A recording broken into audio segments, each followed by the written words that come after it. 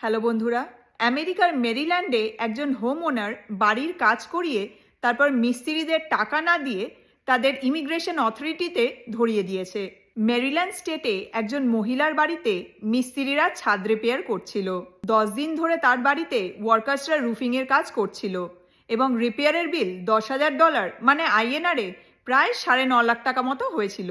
10 দিনের মাথায় কাজ হয়ে যাওয়ার পর ওয়ার্কার্সদের টাকা দেওয়ার বদলে ওই মহিলা আইসকে কল করে বাড়িতে ডাকে, যাতে আইস এজেন্টস এসে ওই ওয়ার্কার্সদের কাস্টাডিতে নিতে পারে।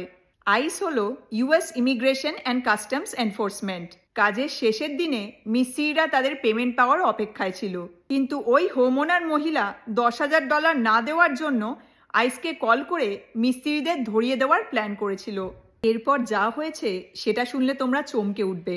ওই ওয়ার্কার্সদের মধ্যে একজন আমেরিকান সিটিজেন ছিলেন, যিনি ওই মহিলার আগেনস্টে কেস করেন এবং এরপরেই পুলিশ ওই মহিলার আগেনস্টে fraud, exploitation, misuse of federal agency আর মানি এক্সটর্শনের চার্জেস আনে। কারণ কাজ করিয়ে তারপর মিস্ত্রিদের যাতে টাকা না দিতে হয় সেজন্যই ওই মহিলা আইসকে কল করেছিল।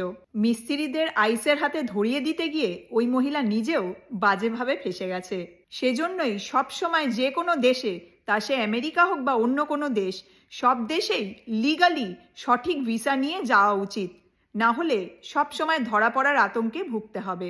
আইস বলেছে যে ওই মহিলা আইসকে কল করে একদম ঠিক করেছে, কিন্তু ওই মহিলা যে মতলব নিয়ে আইসকে কল করেছিল, মানে ওয়ার্কার্সদের কাজ করিয়ে তারপর টাকা না দেওয়ার জন্য, তার সেই ইন্টেনশনটা একদমই ভুল এবং সেজন্যই পুলিশ ওই মহিলার আগেনস্টে এত চার্জেস এনেছে। তোমাদের এই পুরো ব্যাপারটা সম্বন্ধে কি মনে হয়? কমেন্ট করে সেটা অবশ্যই জানিও। তো যাই হোক, তোমরা সবাই খুব ভালো থেকো, সুস্থ থেকো, সাবধানে থেকো। তোমাদের সাথে পরের মোমেন্টসে আবার কথা হবে। Take care, bye by.